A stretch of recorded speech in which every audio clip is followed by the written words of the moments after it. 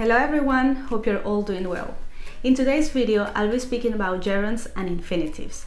I started dealing with this topic on Instagram and I asked you if you wanted a more detailed video and you said yes. So let's do this. So let's start by saying what infinitives are. Infinitives are the verb in the basic form without conjugation and with the preposition to. So we have to sleep, to eat, to study, to work. When they don't have the preposition to, then we call them bare infinitives. Now, gerunds. These are the verbs with the ing form and without the preposition to. Sleeping, eating, studying, and working. But technically, they are actually not verbs, they are nouns, because we don't use them with the present perfect continuous or the past perfect continuous. We use them in other ways. So let's see when we use each of them. When do we use infinitives? First, we use them after many adjectives. For example, we can say something like, it's important to practice at home. To practice. It's important to remember this. It's necessary to do your homework. It's easy to learn languages, so on. But as always, with languages, there are exceptions. Busy and worth are exceptions for this rule, because we should say it's a risk worth taking and not a risk worth to take, as well as I was busy finishing the report and not I was busy to finish the report. We should also use infinitives after verbs that are followed by a person. So for example, when I say, she asked me to come, they asked him to stay. She told me to close the door. Other verbs like these are expect, invite, order, remind, teach, and tell. We should also use infinitives after certain verbs. In here, I cannot give you a tip. You just have to memorize the list of verbs, or actually not memorize them, but start using them in your day-to-day conversations. So you start internalizing when you can use the infinitive and when you can use the gerund. Here I have some examples of the verbs you should use with the infinitive, like agree, choose, want, request, etc. So I would suggest that you choose one of them and then you start using them correctly, and then you start adding more and more verbs. So you can say something like, I decided to go, I wanted to buy a house, I refused to stay, and so on. Now, when we also use them to express the purpose of an action. So I would say something like, she's saving money to buy a house. That's the purpose of saving money. We also use infinitives, but without the preposition to after modal verbs, like should, might, can, etc. Something like, they should stay at home.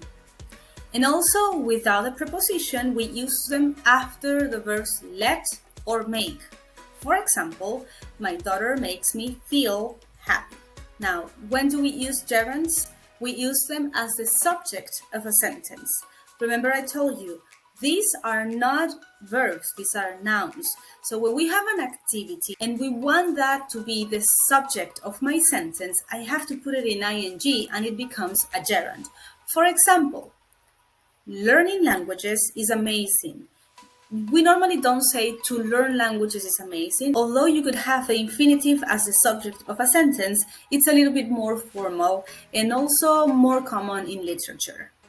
So generally speaking, when we have a verb as the subject of a sentence, we should put it in ing. And you can see here, again, this is a noun and not a verb because our main verb is actually is, the verb to be. We also use gerunds after prepositions. So you would say something like, we are thinking about moving, thank you for coming, etc.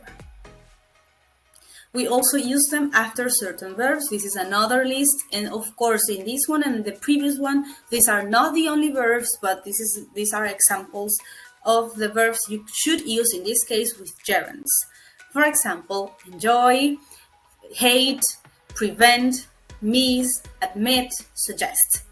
Now, with like, hate, those verbs that express likes and dislikes, There are people who say that you could use both the infinitive and the gerund without changing the meaning of the sentence.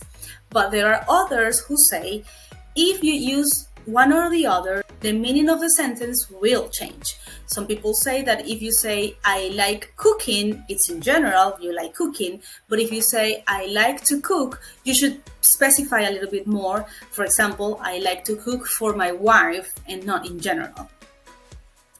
Now, there are other verbs that can also be followed by both the gerunds or the infinitives, but in this case, we are completely sure the meaning will change depending on which one we use.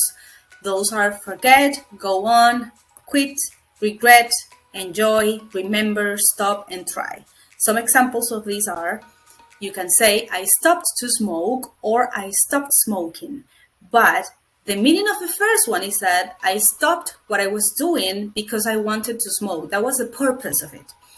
Or the second one, I stopped smoking, means that I quit, that I'm not longer smoking.